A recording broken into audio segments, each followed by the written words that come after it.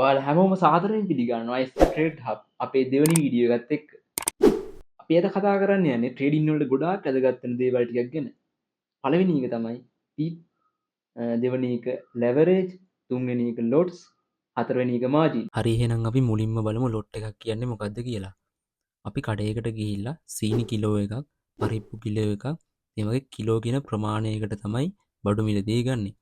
අන්න ඒ වගේ පොරෙක්ස් මාකට් එකේ අපි කරන්සි පෙයාර්ස් මිලදී ගන්න ප්‍රමාණයට තමයි අපි ලොට් එකක් කියලා කියන්නේ. කිලෝග්‍රෑම් වල ග්‍රෑම්, මිලිග්‍රෑම් තියෙනවා වගේ ලොට් වලත් ස්ටෑන්ඩඩ් ලොට්, මයික්‍රෝ ලොට්, මිනි ලොට්, නැනෝ ලොට් කියලා කොටස් වලට බෙදෙනවා.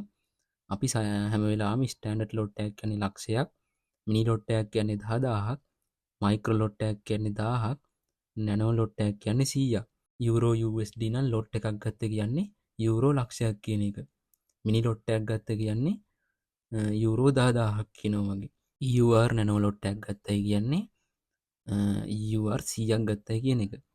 මේ වගේ ස්ටෑන්ඩඩ් ලොට් ලක්ෂයක් කියන්නේ ලොකු ආයෝජනයක්. හැබැයි අපි ට්‍රේඩ් කරද්දි 0.01කින් වගේ මයික්‍රෝ ලොට් එකකින් තමයි ඊටාම කුඩා ප්‍රමාණයකින් තමයි ට්‍රේඩ් එකක් ඕපන් කරන්නේ. 0.01 0.02 වගේ තමයි. ඒ වගේ ප්‍රමාණයකින් තමයි අපි ට්‍රේඩ් එකක් ඕපන් කරන්නේ. හරි අපි දැන් බලමු ලෙවරේජ් කියන්නේ මොකක්ද කියලා. ලෙවරේජ් කියන්නේ කිසියම් රෝග කෙනෙක් දෙන ණය පහසුකමක් වගේ එකක්.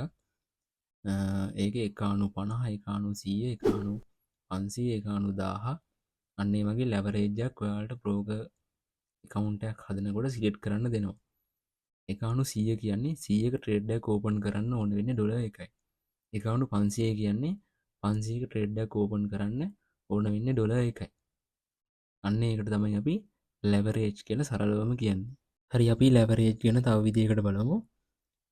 ඔයාට ලක්ෂයක බඩු ගන්න ඕන නම් ඔයා ගාව අතේ තියෙන රුපියල් 1000යි නම් ඔයාට බ්‍රෝකර් කෙනෙක් එකට 100ක ලෙවරේජ් එකක් දෙනවා. එතකොට ඔයා ගාව තියෙන රුපියල් 1000 100ෙන් ගුණ වෙනවා. එතකොට උත්තරේ ලක්ෂයක් එන්නේ. එතකොට ඔයාට ලක්ෂයක බඩු ගන්න chance එක හම්බ වෙනවා. අන්න ඒකට තමයි ලෙවරේජ් කියලා කියන්නේ.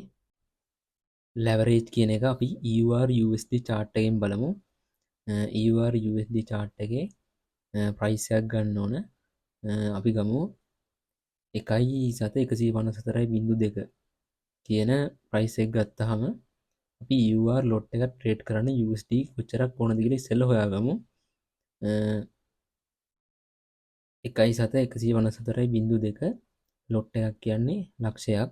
එතකොට 1.154.02 ලක්ෂයෙන් ගුණ වෙන්න ඕන. එතකොට 1,15,400යි. ඊට පස්සේ අපිට බ්‍රෝකර් දෙනවා එකට 100ක ලෙවරේජ් එකක්. එකට 100ක ලෙවරේජ් එකක්. එතකොට 1,15,400 කියන ගාන 100ෙන් බෙදන්න ඕනේ. එකට 100ක ලෙවරේජ් එකක් හින්දා 100ෙන් බෙදන්න ඕන. එතකොට අපිට උත්තරේ එනවා 1154යි USD. එතකොට අපිට 1,15,400ක ට්‍රේඩ් එකකට යන්නේ 1154ක් USD ඒ ලෙවරේජ් එකකින් හින්දා. ඉතින් එකට 100ක ලෙවරේජ් එක හින්දා අපිට EUR ලොට් එකක්ම ට්‍රේඩ් කරන්න යන්නේ 1154යි USD. මං හිතනවා ඔයාලට ලෙවරේජ් කියන එක තේරෙන්නේ නැති කියලා. හරි අපි දැන් බලමු මාජින් කියන්නේ මොකක්ද කියලා. අපි මොන හරි දෙයක් රෙන්ට් එකට ගන්නකොට පොඩි ඇඩ්වාන්ස් එකක් දෙන්න වෙනවා. අන්න ඒ වගේ forex market එකේ ට්‍රේඩ් එකක් ඕපන් කරනකොට ඒ ඇඩ්වාන්ස් එක වගේ පොඩි ගාණක් අපේ account එකෙන් අඩු වෙනවා.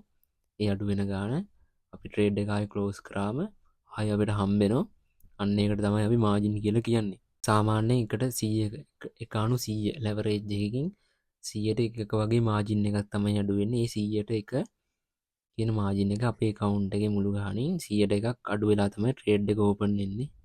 මේ මාජින් එක ලෙවරේජ් එක වැඩි වෙනවත් එක්කම මාජින් එක අඩු වෙනවා. ඒ කියන්නේ ලෙවරේජ් එකකට 100ක් නම් මාජින් එක 100ට එකයි. ලෙවරේජ් එකකට 200ක් නම් මාජින් එක 0.5යි. අන්න ඒ වගේ ලෙවරේජ් එක වැඩි වෙනකොට මාජින් එක අඩු වෙනවා.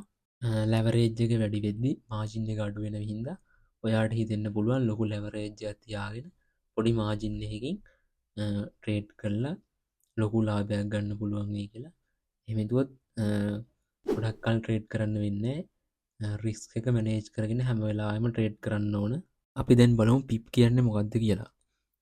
පිප් කියන එකේ තේරුම තමයි ප්‍රයිස් ඉන්ට්‍රස්ට් පොයින්ට් කියන එක.